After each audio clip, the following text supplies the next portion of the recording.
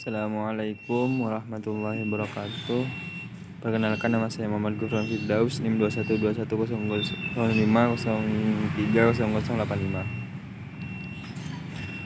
Saya akan menjelaskan pengertian tasawuf.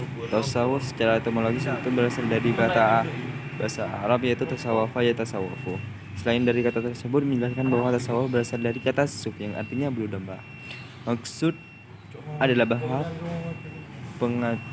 penganut tasawuf itu hidupnya sederhana, tapi berarti mulia, serta menjauhi pakaian sutra dan memakai kain dari bulu domba yang berbulu kasar atau yang disebut dengan kain wol yang kasar.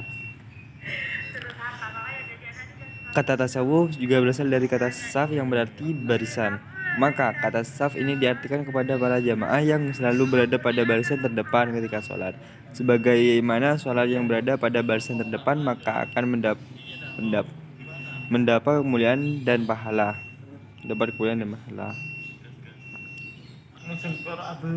Adapun yang mengatakan bahwa tasawuf berasal dari kata sufah.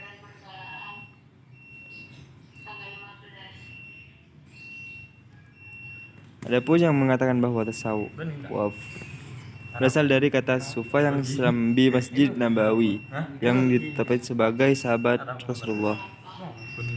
Sedangkan pengertian tasawuf secara terminologi terdapat beberapa pendapat berbeda dengan yang mengambil beberapa pendapat dari pendapat para ahli tasawuf.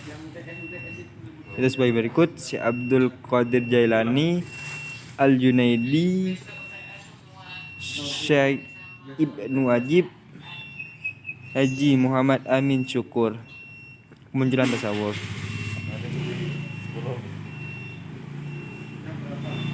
Dari beberapa buku tentang asal-usul tasawuf, secara garis besar dapat disimpulkan ada dua teori yang berpengaruh untuk membentuk tasawuf, yaitu teori berasal dari ajaran atau unsur Islam dan teori yang berasal dari ajaran atau unsur lain Islam. Asal unsur. Tokoh sufi juga termasuk dari kalangan cerdik muslim berasal dari bahwa sumber utama ajaran tasawuf adalah sumber dari Al-Quran dan hadis. Al-Quran dan kitab di dalam ditemukan sejumlah ayat berbicara tentang ajaran tasawuf. Ayat hadis di atas hanya akan disebutkan sebagai dari hal berkaitan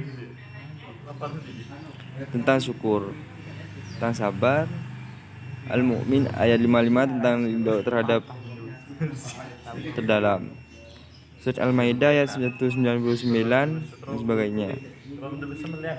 Ajaran tasawuf dalam hal ini Muhammad Abdul Ashroqi mengatakan bahwa awal mula ditemukan semangatnya dalam Al-Quran dan juga ditemukan dalam sabda dalam kehidupan Nabi SAW, baik sebelum maupun sesudah ditulis menjadi Nabi. Begitu juga awal mula tasawuf juga dapat ditemukan pada masa sahabat Nabi para generasi sesudahnya. Wassalamualaikum warahmatullahi wabarakatuh. Assalamualaikum warahmatullahi wabarakatuh. Saya Cindy Khalifah dengan NIM 214105030007 akan memaparkan materi selanjutnya, yaitu ajaran-ajaran tasawuf. Ajaran-ajaran tasawuf ada 3 amaliyah. Yang pertama, tazkiyatun nafs, yaitu membersihkan diri dari dosa besar maupun dosa kecil, serta membersihkan diri dari sifat tercela maupun penyakit hati. Yang kedua, taqarrub ilallah, mendekatkan diri kepada Allah, mendekatkan sedekat-dekatnya, bahkan lebih dekat dari jarak manusia dengan urat lehernya. Yang ketiga, hudurul qalbi ma'allah, yaitu merasakan kehadiran Allah Subhanahu wa taala. Dalam qalbu ini memfokuskan diri perjuangan merasakan kehadiran Allah Subhanahu wa taala dan melihatnya dengan mata hati. bahkan hingga merasakan kesatuan diri dengannya. 3 amaliyah tersebut selalu dibarengi dengan landasan kaidah atau akidah yang sesuai dengan syariat Islam, sebab di dalam Islam tidak ada tasawuf yang berdiri sendiri tanpa dipadukan dengan landasan akidah dan pengalaman syariat. Yang kedua, tokoh-tokoh tasawuf. Kurdi dalam Hafyun mendefinisikan tasawuf adalah suatu yang diketahui hal ihwal, kebaikan dan keburukan jiwa, cara membersihkannya, melaksanakan perintah Allah dan meninggalkan larangannya. Assalamualaikum warahmatullahi wabarakatuh. Saya Siti Oliva dengan NIM 212105030086. Saya akan memaparkan materi selanjutnya, hubungan tasawuf dengan dunia modern. 1. Peran tasawuf dalam menghadapi penyakit pada masyarakat modern.